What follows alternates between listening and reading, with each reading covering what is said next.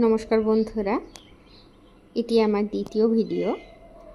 আমার এই চ্যানেলটিকে যে 3 জন বন্ধু বান্ধবী বা গুরুজন তারা সাবস্ক্রাইব করেছেন এবং লাইক করেছেন, তাদেরকে জানাই প্রথমেই অসংখ্য ধন্যবাদ, ভালোবাসা। আপনাদের সর্বাঙ্গীন সুস্থতা এবং সাফল্য কামনা করে এই ভিডিওটি আমি শুরু করছি। তো বন্ধুরা, আমি যেমন বলেছিলাম, এই ভিডিওয়ে আমি গৃহবধূদের শেখাবো কিভাবে সময় ম্যানেজমেন্ট করতে হয়, কিভাবে আমরা গুছিয়ে নিয়ে একটু নিজেদের জন্য সময় বার করব। এবং এছাড়াও আমি শেখাবো বিভিন্ন ধরনের খাবারের কতটা ক্যালোরি, এবং সারাদিনে তাহলে আমরা কী খাবার খেলে কতটা ক্যালোরি গ্রহণ করছি, তো এতে আমাদের ওজন কমার বা বাড়ার বা আমাদের দেহে ক্ষতি হওয়ার কী সম্ভাবনা, কোন কোন খাবারের কী খাদ্য গুণ, এই সমস্ত ইত্যাদি প্রভৃতি। তো আজকে আমি আপনাদের প্রথমেই বলেই যে আপনারা নিজের জন্য একটু সময় বাঁচানোর জন্য আপনাদেরকে প্রথমেই একটা জিনিসকে প্র্যাকটিস করতে হবে। সেটা হলো আগে সঠিক প্ল্যানিং।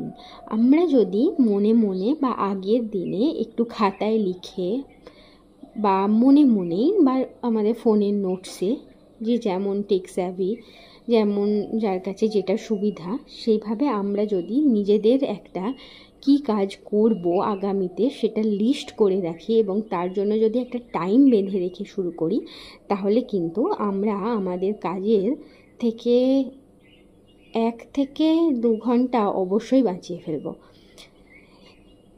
কিন্তু এটা আমাদের যাদের অভ্যাস নেই, সেটা কখনোই করে তোলা এত সহজ নয়। এটা প্র্যাকটিস করতে মিনিমাম 30 থেকে 40-45 দিন লাগবে, যে যতটা কেপেবল তার ওপর। তো বন্ধুরা, চলুন আজ থেকে আমরা শুরু করি। তো কাল সকালে উঠে আমি করব প্রথমেই পূজা পাঠ।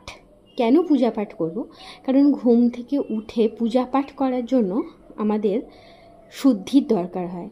তো স্নান বা জামা কাপড় চেঞ্জ করে যখন আমি পূজা পাঠ করব, তখন ধূপ দ্বীপ ঘণ্টার আলো গন্ধ, এতে মন অনেকটা শান্ত হয় এবং স্নানের ফলেও আমাদের দেহ অনেকটা সতেজ হয়ে যায়। অনেক সময় আমাদের সকালবেলায় ঘুম থেকে উঠলেও দেহটা ক্লান্ত বা ম্যাজ লাগে, এটা ভালোভাবে কেটে যাবে।